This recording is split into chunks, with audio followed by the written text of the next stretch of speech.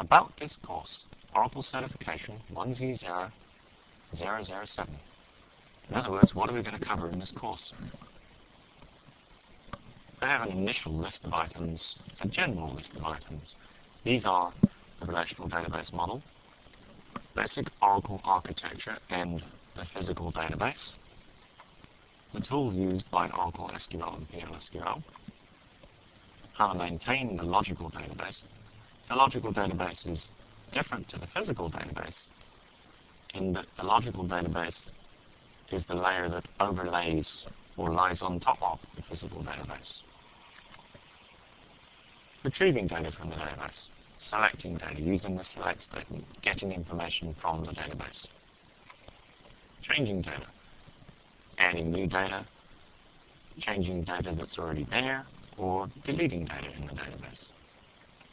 The logical database, database objects and security. What are logical database objects? As already stated, logical database objects are the objects in the database overlaying the physical database, the physical file structure.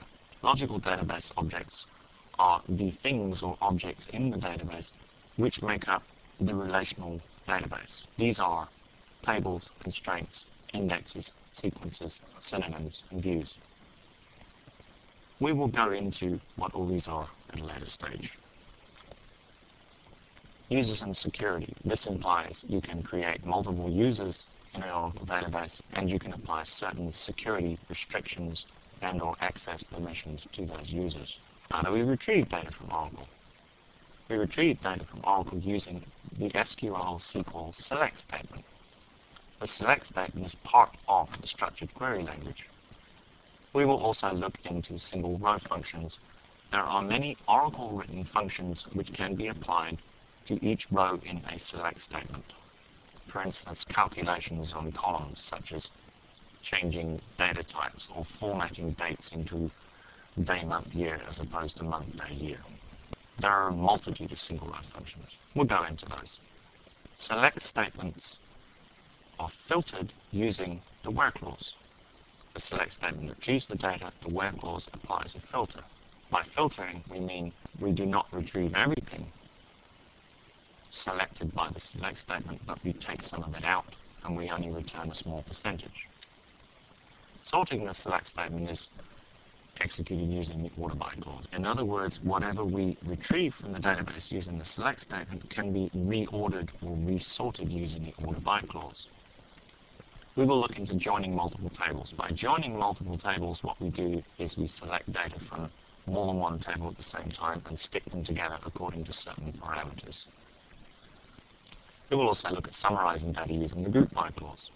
The group by clause is a method of taking multiple records and summarizing sets of those groups into groups. For instance, you want to take a sum of an amount across a whole table. You would use the group by clause to add it together into a single row return. Group by result sets can be filtered using the Hammond clause. There are also OLAP extensions to the group by clause. We will discuss those later. Subqueries. Subqueries are extremely complex. This is a very interesting area where you can actually create a select statement or a query within another query. The commands that Oracle uses to change data in the database are called DML commands, data manipulation language commands. These commands are insert, update, delete, and merge. Note that I have left truncate out. Truncate is not actually a DML command, although it has the same effect as the delete command. We'll go into that further later on. What are DML and DDL? DML stands for Data Manipulation Language. The DML commands are used to change data in the database. DDL actually means Data Definition Language.